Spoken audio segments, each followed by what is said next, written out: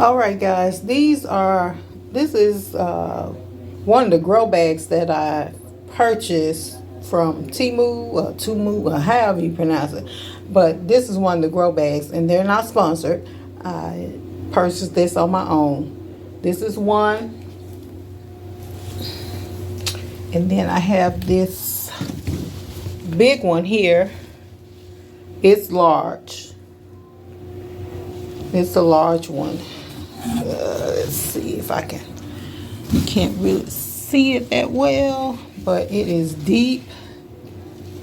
Come back some. But yeah, that's one of the grow bags that I purchased.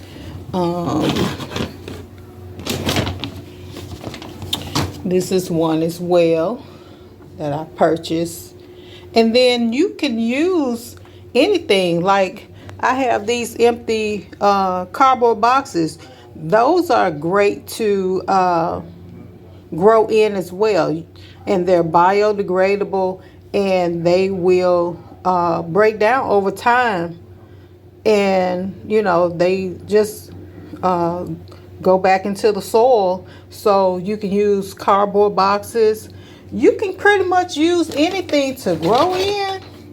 It's not about what you use. It's just about having the knowledge, when you're growing things, when you're starting your garden, just having the knowledge. Good morning and happy Friday. Today is August what's the day? The 11th. 5 more days before my birthday. So today we will be talking about the 5 mistakes we made when we were starting this garden. Number 1, we didn't have a real game plan. We just started on a whim. We said we wanted to start a garden. And like I said in the video before, we live in a food desert. So we don't have readily available fresh produce on hand. We just can't pop to the store and go and get produce. So we decided that we wanted to grow our own, but we didn't have a real game plan. Number 2, we did the in-ground bed. So with that in-ground bed, we didn't put down any weed barriers or anything like that. So now we're picking weeds every other day. Man, it is kind of nerve-wracking, but we still get out there and do it because this is something that we wanted to do. We love it. It has become an obsession, this garden. We're always thinking of new things to add to the garden. And then another thing, we started late. We got started very, very late. We didn't start like early spring. We got started later on at the end of May. And I think that was kind of like too late in our area. We're in zone 7. So the heat kicks up fairly fast. So this week it's been kind of mild as far as weather, but we've had a lot of storms. And I think if we would have that weed barrier down, it would have been better, with all these storms that we've been having. Now we're having to go out there and pick a lot of weeds out and everything. Knowledge. That's number 4. We didn't have a lot of knowledge about starting a garden, what to do, what to not to do. We didn't even know what zone we were in. It's just, like I said, we did it on a whim, and we did not have no knowledge of what was going on. We just dug a hole and started putting seeds down. Equipment. We didn't have a whole lot of equipment to work with. I know you can do like the no-till gardens and stuff like that, but we had grass.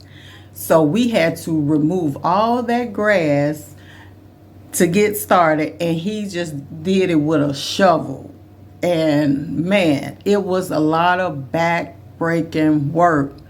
Had we had the equipment to start with, I think it would have saved us a lot of headache, a lot of body ache, and everything. So those are the 5 mistakes that we made going into doing this garden.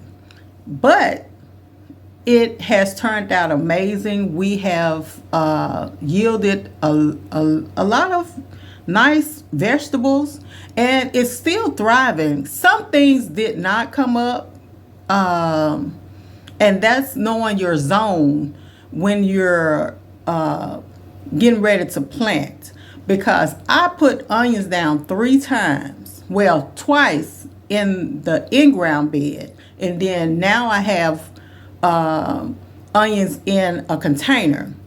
The onions in the container are thriving, but the ones that the seeds I put down in the ground never came up, never sprouted at all. So, and I think it's more so using the correct soil, and you have to know exactly what to use, what's acidic, what needs more fertilizer.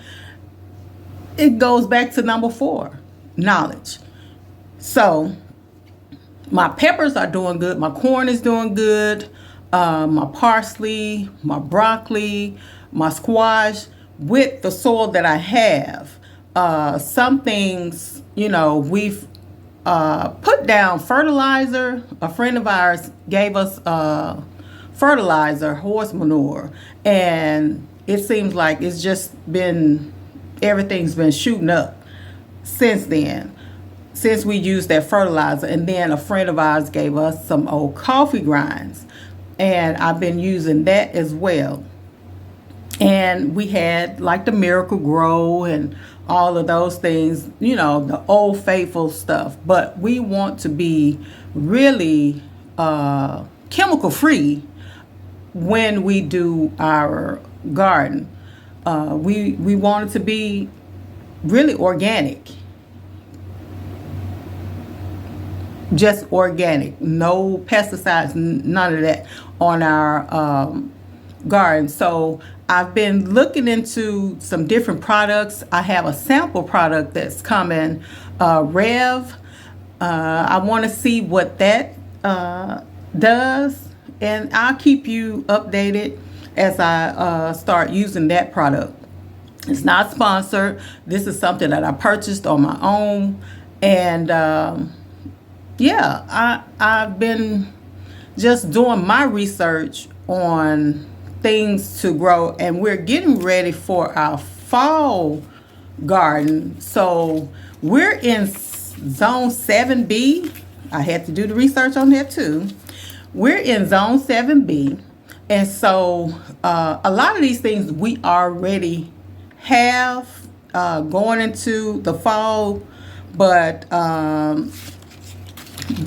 the list of fall crops that you can do if you're wanting to start a fall garden, you can do broccoli. We already have broccoli. Lettuce. I did put lettuce down and it hasn't grown, so I'm going to do some different lettuce, but I'm going to start the seeds in the house. I think I'm just going to grow the lettuce inside the house. I'm not going to try to put it in the ground.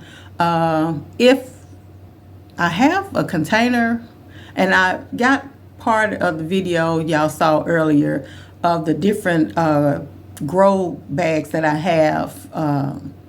So I may start it in that big one once the seedlings start, and then I can transplant them in that big one.